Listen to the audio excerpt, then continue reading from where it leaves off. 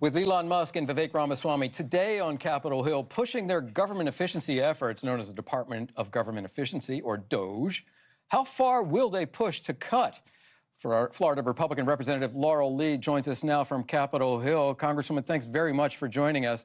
So did Elon Musk and Vivek Ramaswamy, did they get into any specifics today? They talk about cutting full cabinet departments, the education department. Did they give an estimate of how much they're aiming to cut and where those cuts are going to be aimed?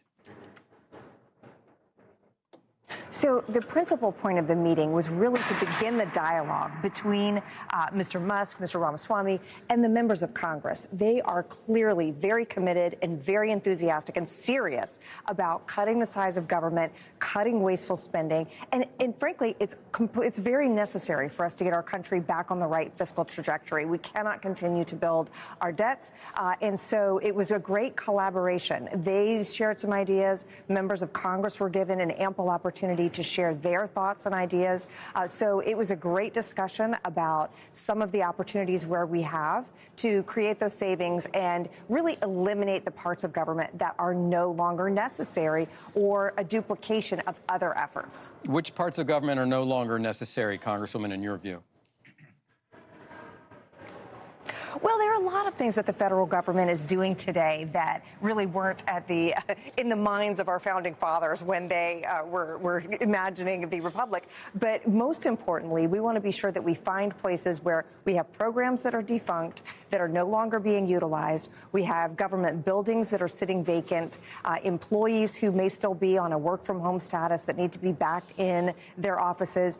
So the objective for all of us is to try to find instances of fraud, waste, abuse, and inefficiency, and target those for cuts and elimination. And I can tell you, as a former federal prosecutor, we have programs with an enormous amount of fraud that is occurring. So just that alone, right off the top, if we can identify and reduce fraud and diversion of government resources, it would be a big first step in eliminating unnecessary government spending. Okay, Congresswoman, Elon Musk had repeated the phrase that I think we should get rid of all credits in response to a question about whether he still wants to get rid of the $7,500 tax credit for certain electric vehicles, EVs. Obviously, this is the man who runs Tesla. You know that there are many popular tax credits, charitable deductions, earned income tax credit for low-income people, payment for child-independent care, the child care tax credit, mortgage, the so-called SALT tax, mortgage interest in state and local taxes. Should any of those be cut? Well, certainly we need to be mindful that the American people right now are hurting because of the economic conditions in our country. So I think that will be something that is front of mind when we consider any particular deductions. But there's a big difference in that and these efforts by the government to pick winners and losers in the private sector, to provide economic incentives that are really interfering with the operation of a free market.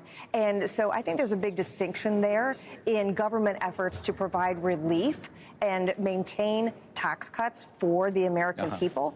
And in some of the efforts we've seen in recent years from the Biden administration to prop up private businesses in pursuit of their policy objectives, which is not an appropriate function of the federal government. All right, Congresswoman, if we could, let's talk some politics. Your name is being discussed as a possible Senate replacement for Marco Rubio if, as expected, he's confirmed as Secretary of State. Have you any discussions with Governor DeSantis, and would you like the job? Well, I have not had any discussion with Governor DeSantis. I am certainly honored for my name to be part of that conversation. But I will tell you this, it is certainly an exciting time in Florida politics. We are really seeing a light shine on the depth of the bench of people that we have in Florida, the quality of people, the experience. I know I am absolutely thrilled to see Pam Bondi nominated as the Attorney General. She is from my hometown, a career prosecutor, will be a wonderful addition.